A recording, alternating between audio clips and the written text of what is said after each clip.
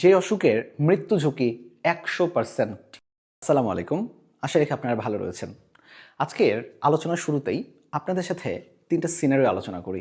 প্রথম সিনারিওটা হচ্ছে, একজন পেশেন্ট আসলো, আসার পরে সে বলে আমার বাসায় বিড়াল বা কুকুর রয়েছে এবং বিড়াল বা কুকুরের লালা আমার খাবারের সাথে বা তার লালাটা আমার গায়ে বিভিন্ন জায়গায় লেগেছে।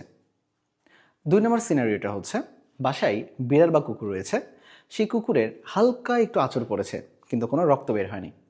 আর 3 নম্বর সিনারিও হচ্ছে, বাসায় বিড়াল বা কুকুর রয়েছে, সেই বিড়াল বা কুকুরের আঁচড় পড়েছে এবং আঁচড়ের সাথে সাথে রক্ত বের হচ্ছে। এবং সবার একটা কমন প্রশ্ন, এরকম হলে কি র্যাবিসের ভ্যাকসিন দিতে হবে?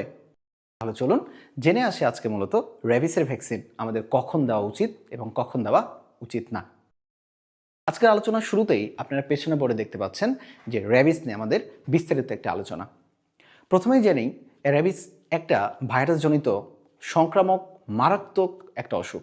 আর হ্যাঁ, এই র্যাবিসটা মূলত ছড়ায় বিভিন্ন প্রাণীর মাধ্যমে এবং যার মধ্যে অন্যতম হচ্ছে কুকুর, বিড়াল, বাদুড়। এই সকল প্রাণীরা সরাসরি র্যাবিস ভাইরাস কর্তৃক আক্রান্ত হয় এবং এই ভাইরাস কর্তৃক আক্রান্ত কোনো প্রাণী যদি লালারসের সাথে আপনার কন্ট্যাক্ট ঘটে, কোনো প্রাণী আঁচড় দেয়, কোনো প্রাণী এমনভাবে আঘাত করলো আপনাকে রক্ত বের হচ্ছে, তাহলে সেই সকল ক্ষেত্রে আপনাকে অবশ্যই অবশ্যই অবশ্যই ভ্যাকসিন গ্রহণ করতে হবে।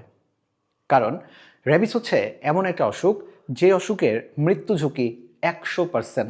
র্যাবিসকে কিন্তু আমরা বাংলা ভাষায় বলি জলাতঙ্ক।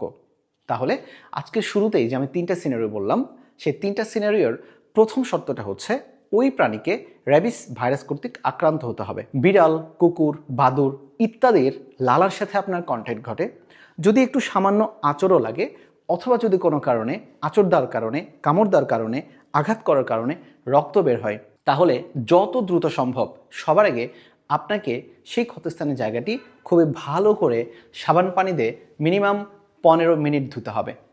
সেই সাথে সাথে আপনাকে যতটুকু দ্রুত সম্ভব চিকিৎসকের শরণাপন্ন হতে হবে। আপনি যে চিকিৎসকের কাছে যাবেন বা যে স্বাস্থ্য কমপ্লেক্সে যাবেন, অবশ্যই আপনার পুরো হিস্ট্রি নিয়ে তারা আপনাকে প্রি এক্সপোজার হোক বা পোস্ট এক্সপোজার হোক, সেক্ষেত্রে আপনাকে ভ্যাকসিন রেকমেন্ডেড করবে। এবং বাংলাদেশের প্রেক্ষাপটে ভ্যাকসিনের দাম কিন্তু খুব বেশি একটা না। আর হ্যাঁ, ধরে নিলাম ওই প্রাণীটার কোনো র্যাবিস ভাইরাস নেই, তারপরেও যেহেতু র্যাবিস রোগের মৃত্যু ঝুঁকি 100%, সেজন্য আমরা সবসময় বলে থাকি কুকুর, বিড়াল, বাদুড় কামড় দেয়, সেক্ষেত্রে র্যাবিস ভ্যাকসিন নেওয়াটা অত্যন্ত জরুরি।